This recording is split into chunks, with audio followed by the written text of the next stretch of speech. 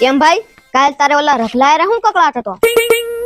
ઈ જો ને આ 2-3 ના લેણા વાળા કઈ હળ હુજવા દેતા નથી. કેમ એમ? તું પેલા અહીંયા બે પછી કહું.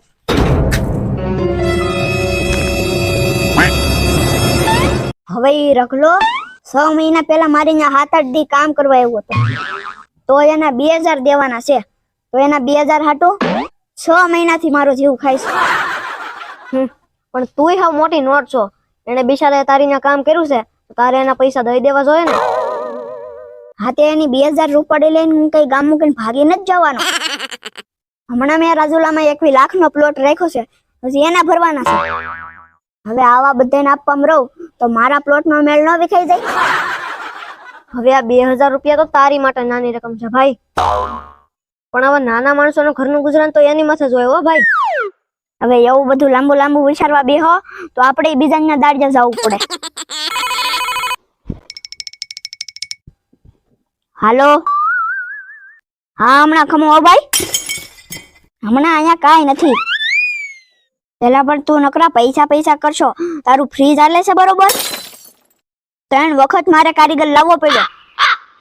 એક તો આ ડબલું પકડાવી દીધું ને માથે પાછા પૈસા કરશો. તો ભાઈ તારું ફ્રીજ લઈ જા પાછું, મારે નથી જોતું. 3 વર્ષ થવા હે પડ્યો છે. કોણ હતું? આ હું ઓલું ફ્રીજ લેવા ને ઈ દુકાન વાળો હતો. 3 વર્ષથી પૈસા માંગે છે. આ બધાને કઈ પૈસા સિવાય દેખાતો જ નથી. 3 વર્ષ આ તોય તે હજી તે પૈસા શીખવા નથી. તો ફ્રીજ તે હું કઈ 50 વર્ષની બોલીએ લીધું તું? એની પછી કઈક લિમિટ હોય ને. આવા તો કેટલાક ના રોલ કર્યા છે. ઈ તો તું મારી ભેગો રહેતો તને ખબર પડે. મૂડી કઈ એમનેમ થોડી ભેગી થાય. આ બધું તું કરી હેગો ભાઈ, આપણીથી ન થાય. પણ ભાઈ તારો વ્યવહાર બહુ બોગસ છે હો, ઈ હારું નહીં. તને ખબર છે તારા હિસાબે ઓલા રમલાને બિચારાને રિક્ષા હતી ઈ વેચાઈ ગઈ. તેને વેચી નાખી તેમાં આપણે શું કરી? રમલાએ મને તારી બધી વાત કરી છો ભાઈ, કે તે એનું 50,000 નું બૂસ માર્યું. આવા નાના માણસોનો નિહાહો ન લેવાય હો ભાઈ. હવે તમારી જેવા હાંસકની પૂછડી થવા જાય ને તો પછી મલકના દાહોલા કરવા પડે. એવા તો ગમે ત્યાં મજૂરી કરીને રળી લે. આપણે થોડું કઈ દાડિયા જવા હે. ભાઈ મારી વાતમાં તારે જે સમજવું એ સમજજે, પણ આ બધી સારું નહીં. અને એક વાતનું ધ્યાન રાખજે ભાઈ, કે કોઈ નાનો ને નિર્દોષ માણસ તારી ફરિયાદ ભગવાનને ન કરે. કેમ કે કોઈ નાનો માણસ એના દરવાજા આપણા માટે બંધ કરી દે ને ત્યારે ડોક્ટરના દરવાજા આપણા માટે ખુલી જાય ભાઈ. જો ભાઈ આવું બધું વિચારવા બેહી ને તો વાહે કઈ ખાવા ન વધે. અને જો આવું બધું ન વિચારીએ ને તો વાહે કોઈ ખાવા વાળું ન વધે. એટલે જ કહું છું ભાઈ કે કોઈના હકનું નીકળતું હોય ને તો દેવાની દાનત રાખજો. કેમ કે કોઈને આતડી કકડાવીને તમે ક્યારેય સુખી નહીં રહી શકો. એમ તો હામું આપણે પાછું દાન પુણ્ય કરતા હોય ને. આ વખતે કૂતરાના રોટલા માટે 5,000 ને પક્ષીનો સબૂતરો છાણવા માટે 11,000 રૂપિયા આપ્યા. એમાં આપણે દાન પુણ્ય કરી નાખી ભાઈ. હા ભાઈ, દાન કરવું સારી વાત છે, અને જો આપણને ભગવાને આપ્યું હોય તો દાન કરવું જ જોઈએ.